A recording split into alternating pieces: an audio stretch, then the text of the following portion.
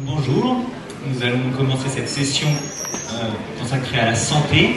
Nous avons autour de notre table 4 médecins qui ont décidé de ne pas rester tranquillement au chaud dans leur laboratoire ou dans leur bureau, mais d'agir auprès des patients, mais aussi dans la cité pour mettre en œuvre ces principes fondamentaux. Certaines personnes que j'ai rencontrées lors de la préparation du forum m'ont avoué se sentir démunies face à la montée du Front National. L'intervention de nos invités est une réponse à ce sentiment, me semble-t-il, et nous les en remercions. Le début, ça a été 1945 quand même, ça a été la démocratie sociale.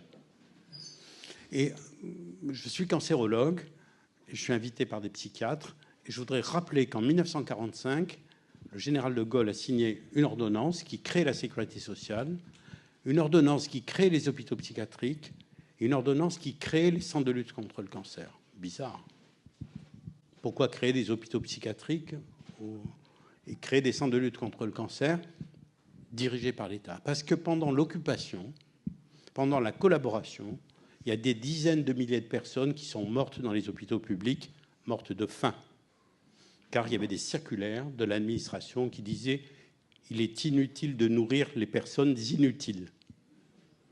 C'est ça le fascisme. Et donc le rempart contre le fascisme, c'est la conscience, c'est l'éducation et c'est la garantie de l'État.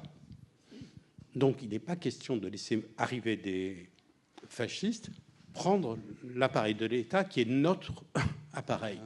Et puis il y a une nouvelle forme de démocratie qui est née dans les années 80, et qu'on va garder, qu'on va même faire croître s'il n'y a pas le Front National, qui s'appelle la démocratie sanitaire. C'est le droit des personnes, le droit à choisir la manière dont ils vont être soignés, le droit de se battre pour ne pas être exclus. Et c'est né autour de grands mouvements de société qui sont nés autour de fléaux sanitaires, qui sont appelés le sida.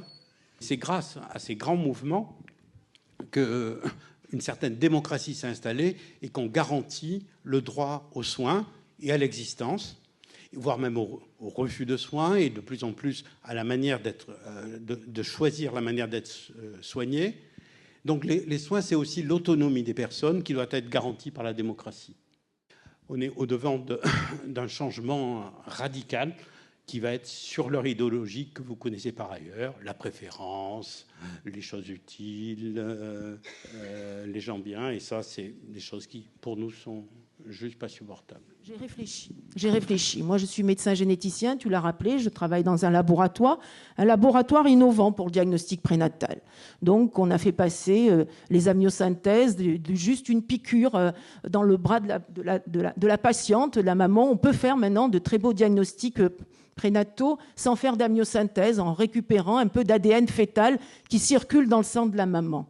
Alors on peut imaginer qu'à partir de cet ADN fœtal, on fait aujourd'hui des diagnostics qui sont de plus en plus performants et qui pourraient en effet être utilisés à des fins qui ne seraient pas éthiques. Aujourd'hui, bien évidemment, le serment d'Hippocrate n'a pas suffi pour encadrer notre métier. Il a fallu mettre des lois de bioéthique. Et les lois de bioéthique, c'est au niveau de notre pratique de soins. Ces lois de bioéthique, elles encadrent donc le métier, notamment le nôtre, de médecin, et plus spécifiquement celui qui est le mien, celui de médecin généticien tourné autour de la biologie de la reproduction, du diagnostic prénatal et de l'handicap. C'est-à-dire qu'aujourd'hui, on remet un peu en cause la PMA. Alors on dit ne pas y toucher, mais on dit que ça coûte très cher. Alors comme on sait aujourd'hui que ça coûte très cher, on peut se poser la question de savoir si ça sera proposé à tout le monde et comment on va pouvoir limiter l'approche. Et puis vous savez qu'aujourd'hui, le don de sperme, le don d'ovocytes, c'est un don anonyme et gratuit. Est-ce qu'on continuera à avoir cet anonymat, cette gratuité? Et est-ce que la PMA doit être proposée aux femmes du même sexe? Et ça aussi, c'est une vraie question. À tous les niveaux. Et dans le domaine de la santé, si on veut aller dans le programme de la famille Le Pen, il y a un certain nombre de marqueurs qui sont terribles. Il y a par exemple la question de la suppression de l'aide médicale d'État. Donc l'aide médicale d'État, c'est le système qui permet la couverture maladie des étrangers en situation irrégulière. Ça veut dire que des étrangers en situation irrégulière n'ont pas accès aux soins.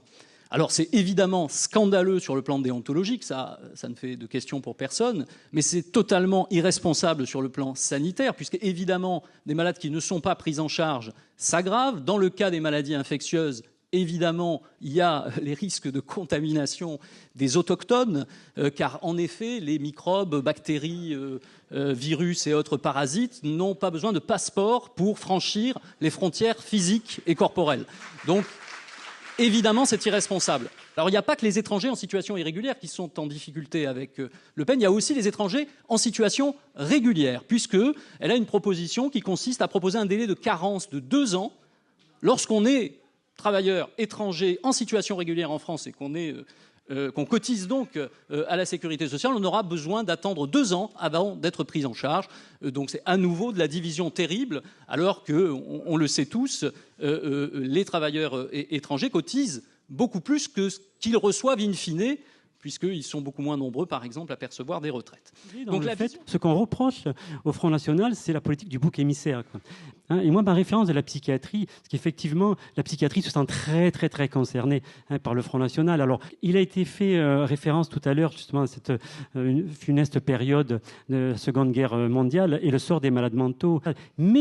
Mais il y a eu des résistances. Il y a un petit hôpital, Saint-Alban, je veux dire, qui a résisté effectivement et qui a révolutionné du coup la psychiatrie, puisque les hôpitaux psychiatriques à l'époque, c'était effectivement des lieux d'enfermement. Il y a toujours des possibilités de résistance et de lutte. Donc, puisqu'on parle de psychanalyse, dans les pulsions de mort, il y a les pulsions de vie. Et Le Pen, c'est quand même du côté de la pulsion de mort et de la division. Nous soyons du côté de la pulsion de vie. Et ça...